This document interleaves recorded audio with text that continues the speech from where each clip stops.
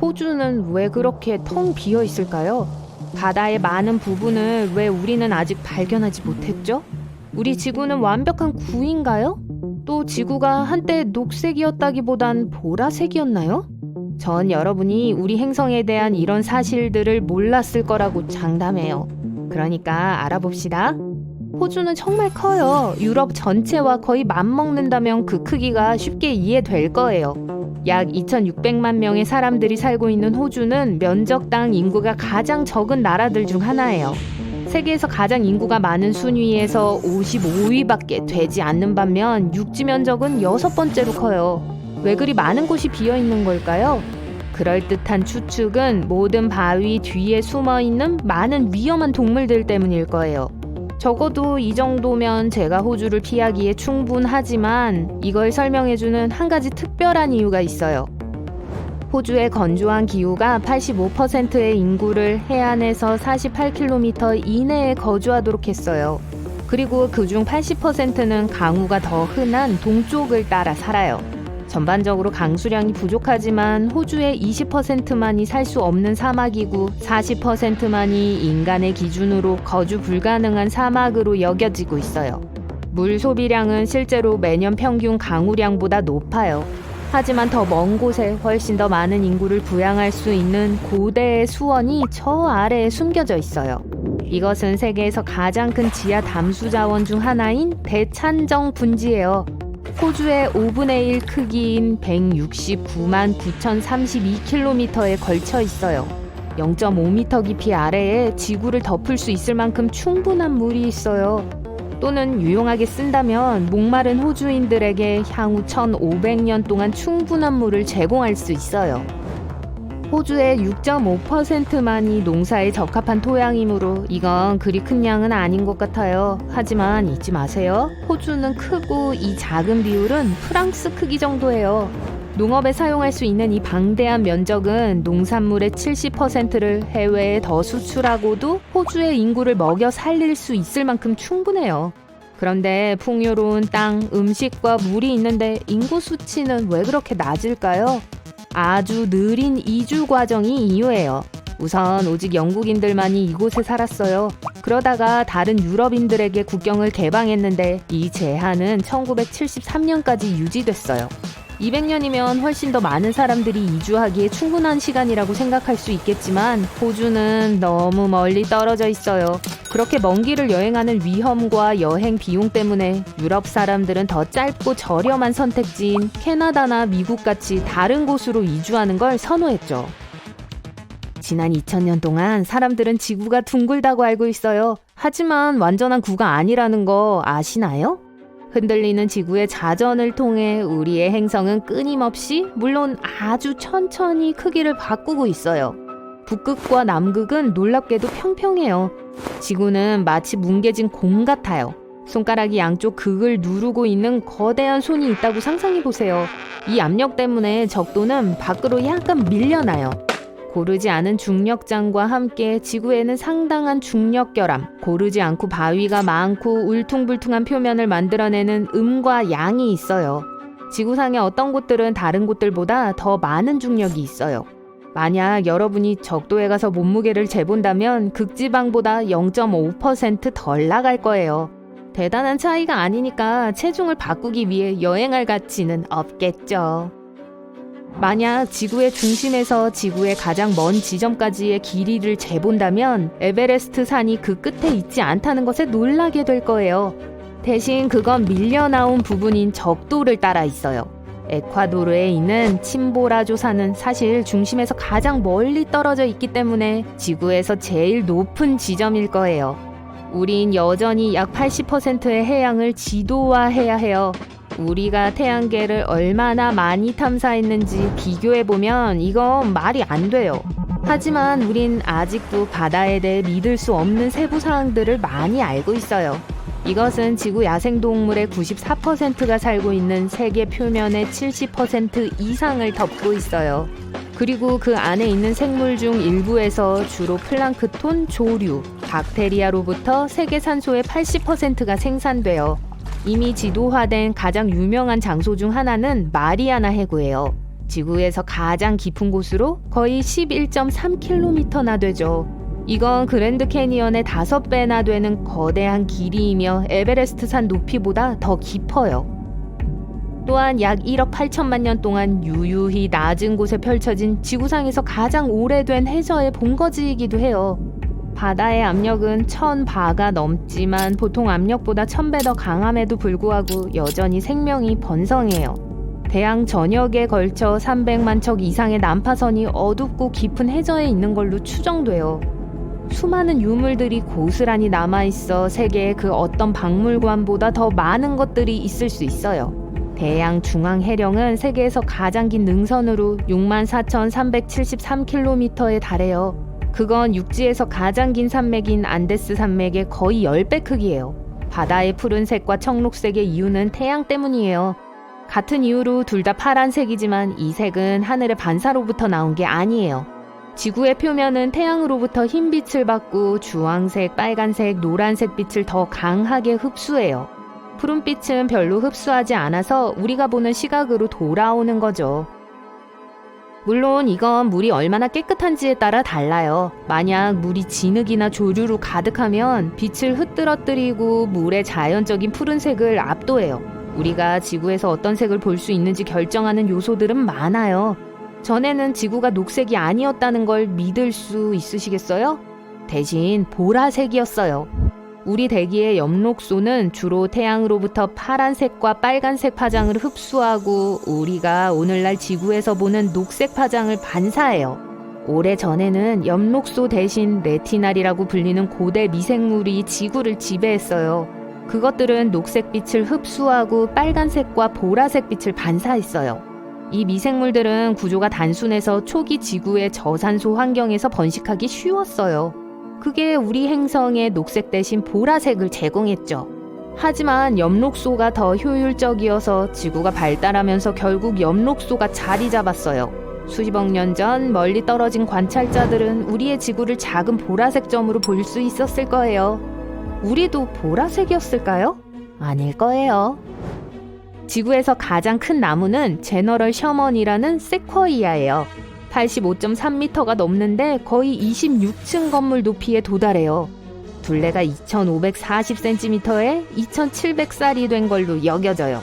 무게는 놀랍게도 1,800톤이에요. 무겁지만 지구상에서 가장 무거운 생명체는 아니에요. 유타주에는 판도라고 불리는 거대한 나무 숲이 하나의 나무 군락처럼 있어요. 거대한 뿌리 체계가 47,000개의 줄기를 모두 연결해요. 무게는 6,000톤에 이르며 나이는 8만 살이에요. 인간에게 알려진 가장 오래된 생물이죠. 그럼 하나의 생명이 있는 제일 큰 영역은 뭘까요? 웨스턴 오스트레일리아 해안에서는 해조류가 엄청난 크기로 자라요. 포세이돈의 리본 잡초는 땅속에서 복제 싹을 퍼뜨리며 4,500년 동안 자라오고 있어요. 모두 연결되어 있고 대부분의 싹이 동일한 DNA를 공유하고 있어요. 199.4평방킬로미터를 차지하고 있는데 이건 2만 1,000개의 축구장 또는 네브래스카와 같은 크기예요. 물리법칙이 휴가를 떠나는 곳을 소개해드리려고 합니다. 미스터리 스팟에 오신 걸 환영합니다. 이곳에서 믿을 수 없는 모든 종류의 일들을 목격하고 고개를 갸우뚱하게 될 거예요. 마법이나 주술이 아니니 걱정하지 마세요. 그저 우리의 뇌를 혼란스럽게 만들고 현실의 의문을 품게 만드는 작시현상일 뿐입니다. 대공황이 극심했던 시절 사람들은 주의를 분산시킬 재미있는 무언가가 필요했습니다. 그래서 엔터테인먼트 업계에서 미스터리 스팟이라는 개념을 탄생시켰어요. 가장 유명한 미스터리 스팟은 캘리포니아 산타크루즈 근처에 있는 곳입니다. 이름만 들어도 음모와 신비로움이 느껴지지 않나요? 안으로 들어서면 경사진 바닥에 똑바로 서 있거나 평평한 표면에 불가능한 각도로 서 있는 사람들을 볼 수 있습니다. 중력과 법칙을 무시하고 경서로를 굴러 올라가는 공도 볼 수 있어요. 마치 유령의 집에 온 것 같지만 소름 끼치는 광대는 없습니다. 이곳은 짧은 오르막길과 현장의 목조 건물 내부에서 물리학 법칙에 어긋나는 것처럼 보이는 중력을 거스르는 현상으로 유명합니다. 물체의 높이와 방향에 대한 착각이 이곳에서 발생합니다. 이런 시각적 착시에는 오르막길에서 굴러가는 공과 사람들이 넘어지지 않고 평소보다 더 멀리 기대어 있는 모습이 포함됩니다. 버클리의 심리학자들은 이 모든 오해가 집이 20도 기울어져 있다는 단순한 사실에서 비롯된다고 합니다. 다음 목적지도 미국입니다. 이번엔 네바다주의 후버댐이죠. 이곳에서도 중력은 우리를 가지고 노는 것 같습니다. 혹시 그곳에 간다면 이 실험을 해보세요. 병에 담긴 물을 댐 위에 부어보세요. 물이 아래로 내려가는 대신 위쪽으로 흐르기 시작한 것을 목격하게 될 겁니다. 그 이유는 댐의 구조가 만들어내는 매우 강력한 상승 기류, 즉 바람에 의해 물이 위쪽으로 운반되기 때문입니다. 이 트릭은 댐에만 국한된 것이 아닙니다. 페로제도의 역폭포도 있어요. 이 현상은 역폭포라고 알려진 기상이변으로 인해 발생합니다. 470m 높이의 가파른 바위 절벽 위로 거대한 물보라가 소용돌이 치는 모습을 상상해 보세요. 어떻게 이런 기이한 현상이 일어날 수 있을까요? 그건 바로 높고 가파른 절벽 근처에서 회전하는 나선형 공기 기둥이 미니 토네이도 효과를 만들어내기 때문입니다. 그리고 바람이 절벽 가장자리에 부딪히면 더욱 강해져 해안의 물을 빨아들여 절벽 위로 튀어오르고 거대한 물과 바람의 깔때기가 만들어집니다. 아일랜드의 모호 절벽, 아이슬란드의 산, 하와이의 와이푸히아 폭포 등 다른 곳에서도 이러한 거꾸로 폭포를 볼 수 있다고 해요. 대자연이 자신의 기술을 뽐내는 모습이죠. 인도 라다크의 자석 언덕은 정신을 교란시키는 최고의 도로 여행지입니다. 이곳에서는 물체와 자동차가 마치 일종의 자석 소용돌이처럼 오르막을 오르는 걸 볼 수 있어요. 이는 이 지역의 가파른 경사면과 일반적인 레이아웃 덕분에 발생하는 착시 현상입니다.